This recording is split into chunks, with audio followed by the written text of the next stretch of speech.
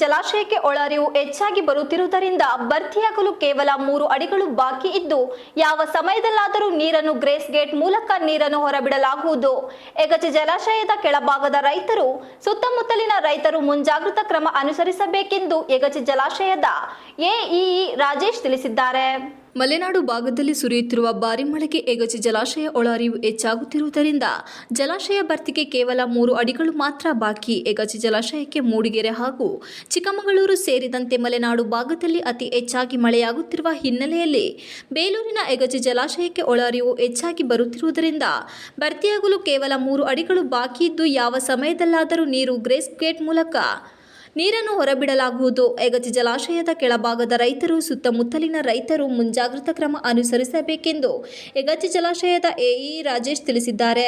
ಸುದ್ದಿಗಾರರೊಂದಿಗೆ ಮಾತನಾಡಿದ ಅವರು 3.60 ಟಿಎಂಸಿ ಯಗಚಿ ಜಲಾಶಯದಲ್ಲಿ ಸುತ್ತಮುತ್ತಲಿನ ಪ್ರದೇಶದಲ್ಲಿ ಒಂದು ವಾರದಿಂದ ಉತ್ತಮ ಮಳೆಯಾಗುತ್ತಿರುವ ಹಿನ್ನೆಲೆಯಲ್ಲಿ ಒಳಹರಿವು 2016 ಕ್ಯೂಸೆಸ್ ನೀರು ಹರಿದು ಬರುತ್ತಿದ್ದು ನೀರನ್ನು ಹೊರಹರಿವು ಬಿಡುತ್ತಿಲ್ಲ. ಅಲ್ಲದೆ ಕಳೆದ ವರ್ಷ 963.100 ನೀರು ಶೇಖರಣೆಯಾಗಿತ್ತು. ಇದೀಗ 963.400 ಮಿಲಿಲೀಟರ್ ನೀರು ಶೇಖರಣೆಯಾಗಿದ್ದು ಇನ್ನು ಕೇವಲ 3 ಅಡಿಗಳು ಮಾತ್ರ ಜಲಾಶಯ ಭರ್ತಿಗೆ ಬಾಕಿ ಇದೆ.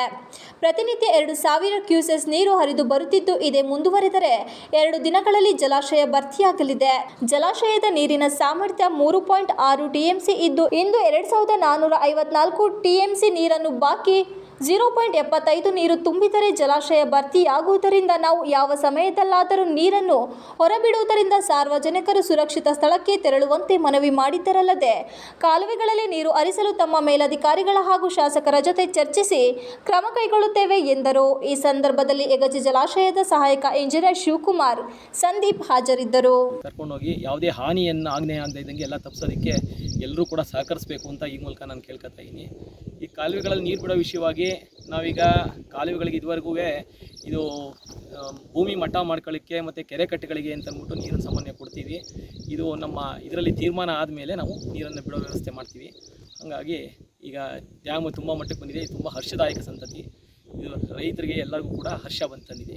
ತುಂಬುತ್ತೆ. ಈಗ 2.9 TMC ಇದೆ. ಈಗ ನಮಗಿನ್ನು ಅಡಿಲಿ ಆದರೆ ಇನ್ನು 3 ಅಡಿ ಬರಬೇಕು. ನಮಗಿನ್ನು 3 ಅಡಿ ಬಂದರೆ ನಮಗೆ ನಾವು ಬಿಟ್ಬಿಡ್ತೀವಿ ನೀರನ್ನು. ಯಾಕೆ 1 ಅಡಿ ಕುಷನ್ ಇಟ್ಕೊಂಡಿರ್ತೀವಿ. ಸೊ 1 ಅಡಿ ಬಿಟ್ಟು